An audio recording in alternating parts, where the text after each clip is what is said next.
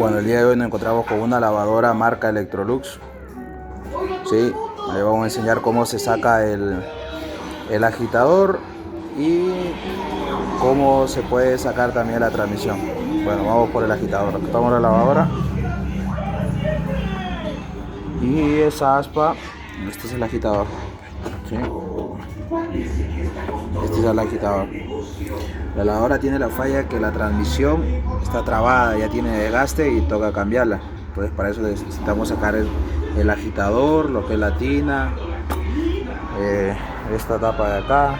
Entonces vamos parte por parte.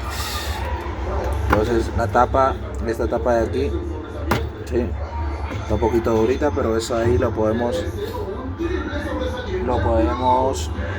sacar con un desarmador plano o con algo que pueda hacer palanca para poderle zafar, porque es solamente una tapa que viene a presión.